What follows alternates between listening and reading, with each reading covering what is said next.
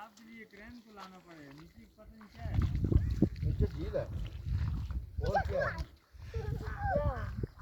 Chi viene?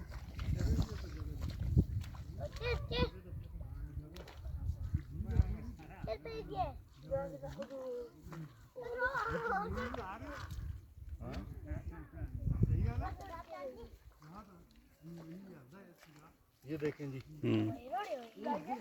ये अल्लाह की कुदरत है।